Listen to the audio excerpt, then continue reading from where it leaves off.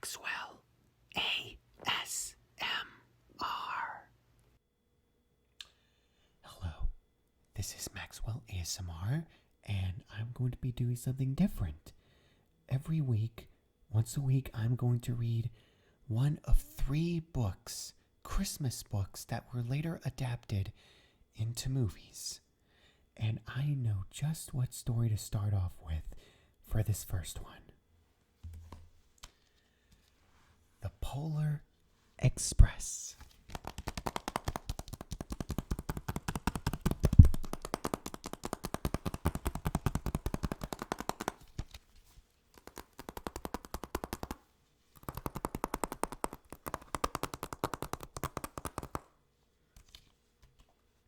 This is one of my favorite books and one of my favorite movies, Christmas movies, and I would love to read it for you all.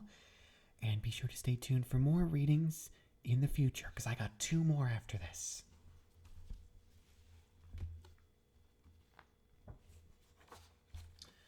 The Polar Express by Chris Van Allsburg.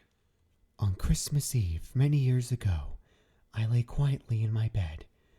I did not rustle the sheets. I breathed slowly and silently. I was listening for a sound a friend told me I'd never hear. The ringing bells of Santa's sleigh. There is no Santa, my friend insisted, but I knew he was wrong. Late that night, I did hear sounds, though not of ringing bells. From outside came the sounds of hissing steam and squeaking metal.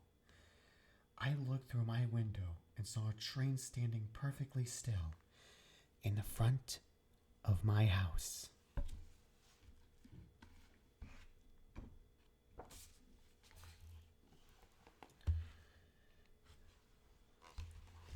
It was wrapped in an apron of steam.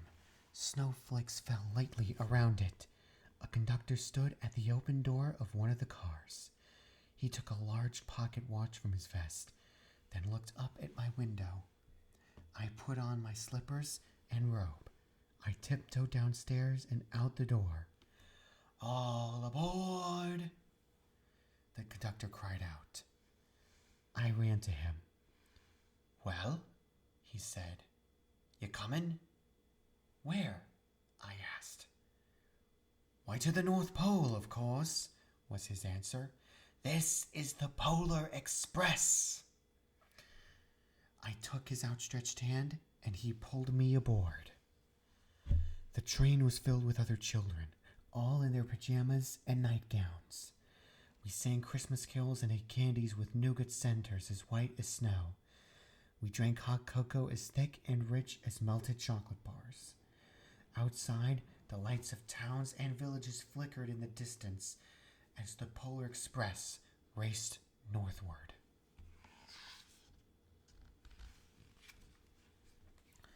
Soon there was no more lights to be seen. We traveled through cold, dark forests where lean wolves roamed and white-tailed rabbits hid from our train as it thundered through the quiet wilderness. We climbed mountains so high it seemed as if we would scrape the moon, but the Polar Express never slowed down. Faster and faster we ran along, rolling over peaks and through valleys like a car on a roller coaster. The mountains turned into hills, and the hills to snow-covered plains. We crossed a barren desert of ice, the great polar ice cap. Lights appeared in the distance. They looked like the lights of a strange ocean liner sailing on a frozen sea. "There," said the conductor, "is the North Pole."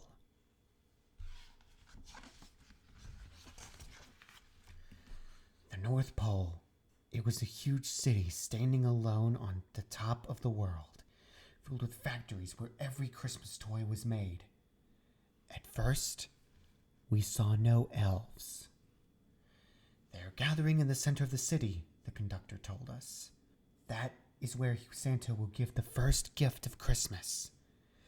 "Who receives the first gift?" we all asked. The conductor answered, "He will choose one of you.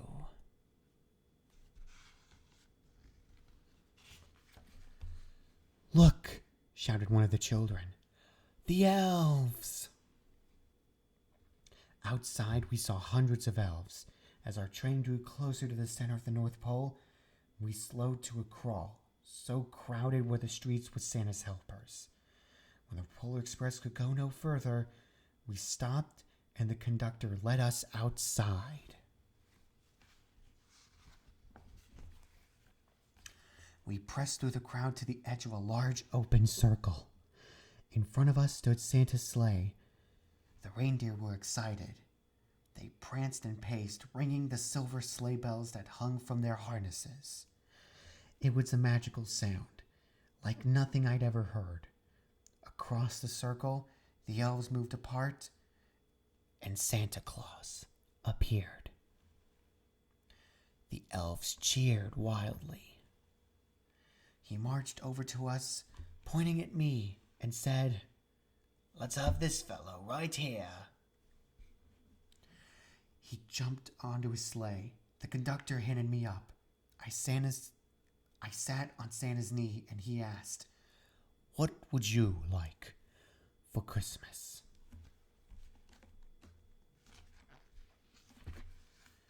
I knew that I could have any gift I would imagine. But the thing I wanted most for Christmas was not inside Santa's giant bag. What I wanted more than anything was one silver bell from Santa's sleigh. When I asked, Santa smiled. Then he gave me a hug and told an elf to cut a bell from the reindeer's harness. The elf tossed it up to Santa.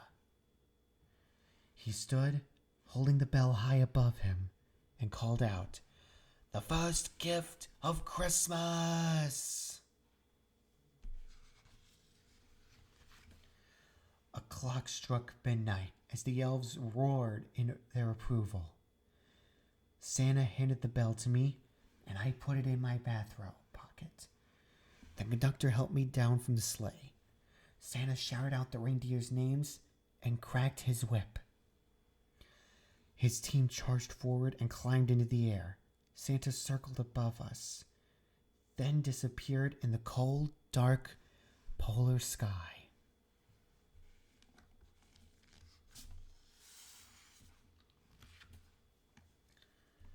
As soon as we got back inside the Polar Express, the other children asked to see the bell. I reached into my pocket, but the only thing I felt was a hole. I had lost the bell from Santa Claus's sleigh. "Let's hurry outside and look for it," one of the children said. But the train gave a sudden lurch and started moving. We were on our way home.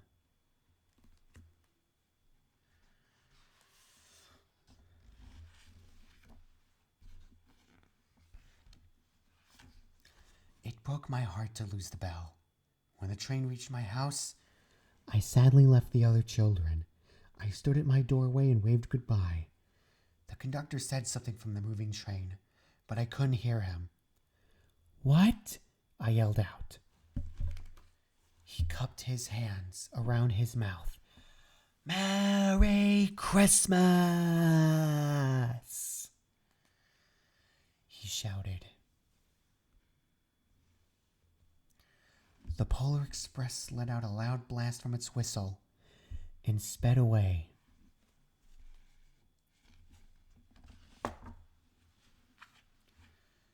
On Christmas morning, my little sister Sarah and I opened our presents. When it looked as if we saw everything unwrapped, Sarah found one last box behind the tree. It had my name on it. Inside was the silver bell.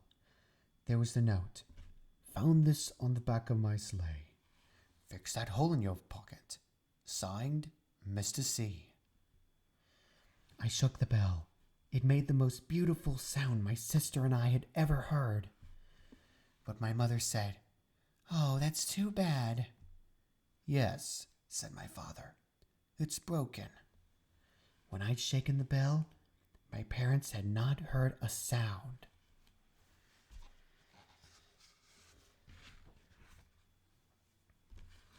one time, most of my friends could hear the bell, but as years passed, it fell silent for all of them. Even Sarah found one Christmas that she could not hear its sweet sound. Though I've grown old, the bell still rings for me, as it does for all who truly believe. And that was the Polar Express. I hope you enjoyed listening to it as I did reading it. Please stay tuned for more reading videos to come, and have a happy holiday. Good night. Good night.